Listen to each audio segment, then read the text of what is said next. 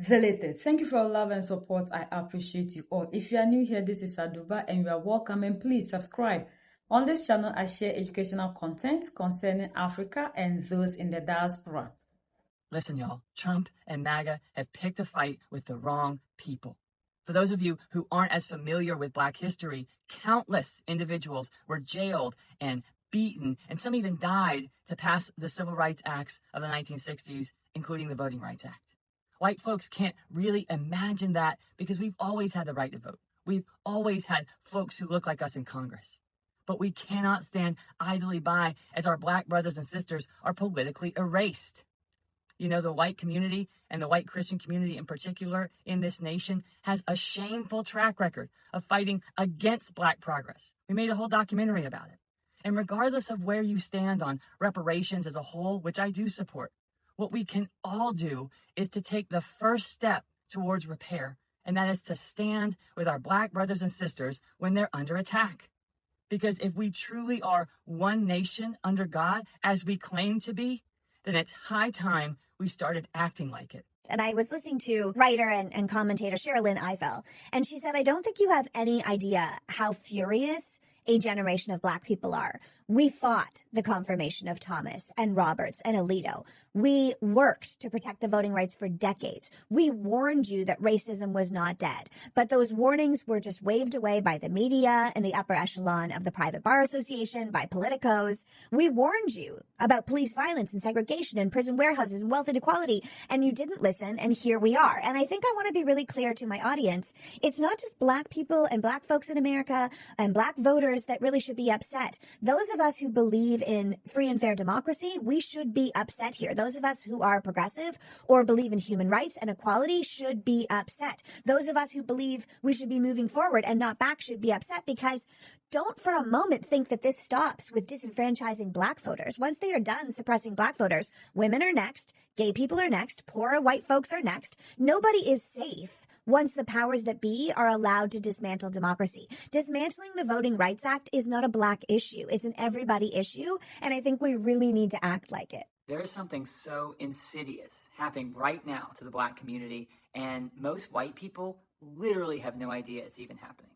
The Black community is under attack right now at a level we haven't seen probably since the Civil Rights era.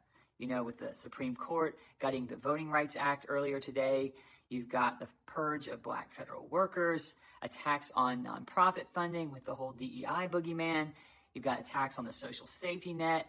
Overt racism is on the rise across the board. And they're tired, y'all. They are exhausted by this onslaught. And it's self-proclaimed white Christians leading the charge against them on all of these fronts. So if you are a white Christian and you are not deceived by Trump, we need to rally together around our Black brothers and sisters right now. We need to form a wall around them, and we need to say no more. No more, because this isn't right, and we cannot stand by and do nothing as they are getting absolutely pummeled like Reconstruction just ended or something. I want to start by saying I'm sorry that it took me this long to talk about this. The Supreme Court gutted what was left of the Voting Rights Act on April 29th, and I have been quiet about it. Honestly, it's just because I've been in my head. Like, this one was a lot. I felt like my brain broke, so I know I needed to take a minute to process before I came in and shared my thoughts, you know? So before anything else, thank you for being patient with me. So when people hear voter suppression, they think old history, right? But it wasn't. It was policy, wasn't it? Poll taxes, literacy tests, grandfather clauses, white-only primaries, and violence behind all of it, you know, to make sure that it worked. In Louisiana, the state at the center of this ruling, Black voter registration dropped from 130,000 in 1896 to just over 1,300 in 1904. That didn't just happen. It was built that way. But the Voting Rights Act in 1965 made all of that illegal. Within 5 years, Black voter registration in the South nearly tripled. And then April 29th, 2026, the court ruled that to challenge a map for diluting Black votes, you now have to prove that the state meant to do it. Nobody's going to say that out loud. They're going to redraw the map and say it was about something else. Congress already knew that, though. And that's why they took that intent requirement out in 1982. But the court just put it back in. In 2013, the court got rid of federal oversight. Within 24 hours, states passed laws that had already been blocked. In 2021, they weakened ballot access protections. And now this. Same law, same direction, just piece by piece. Now, 6 days after the ruling, Louisiana's Republican governor suspended the state's congressional primary mid-election to let the legislature redraw the map. Alabama called a special session to do the same thing.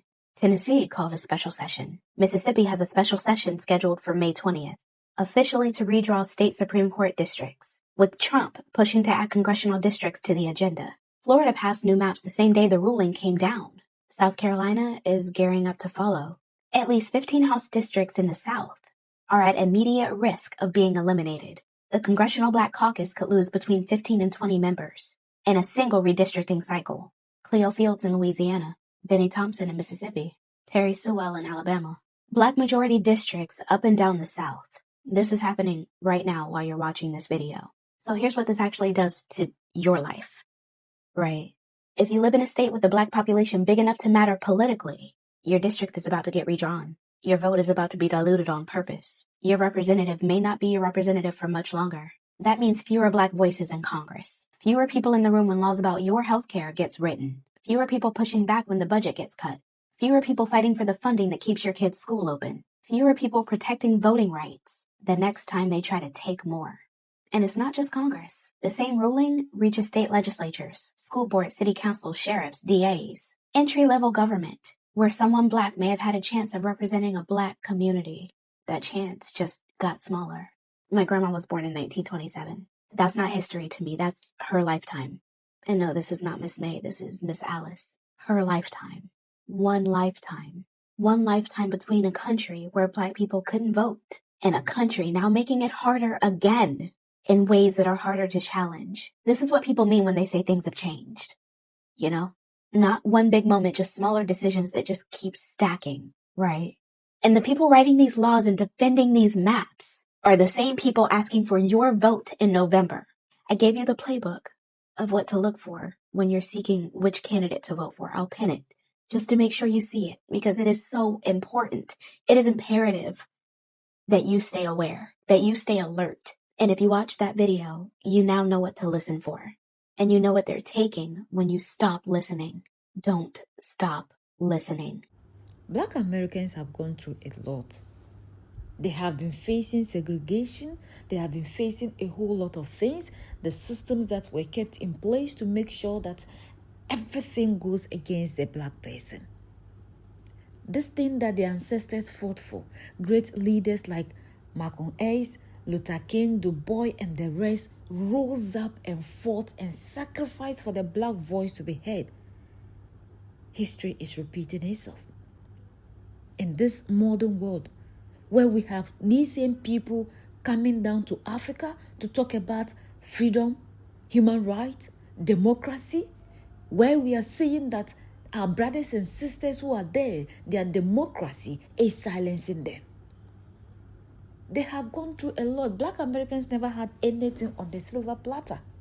Everything that they have today, they fought for it, unlike Yolo Popo. They fought for everything. And they need to protect what their ancestors labored for. It's so painful. Because look at the things that they are going through. Before they can even walk freely today, they have to fight for it. Before they can vote, they have to fight for it. Before they can work, they have to fight for it. Nothing has been given to them on the silver platter.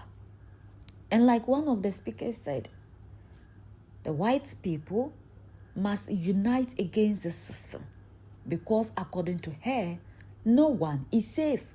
Tomorrow, when everything is no longer on the blacks, it's going to be on the ordinary yellow people. So that is the reason to which they are all calling for the unification against the system. Today, it is the Black people, and it is not going to stop there. Because after the Black people, they will continue to be fighting. The system was built for a few people, and the time for us all to fight against the system that fights against the oppressed is now. And this is the time for all Blacks to unite, to fight against this injustice, to fight against as being silenced simple because of the color. Like, unity is all that we need right now. Because when you look at all the things that they are going through, it's heartbreaking. In this modern world, united we stand, divided we fall, and united we keep standing forever.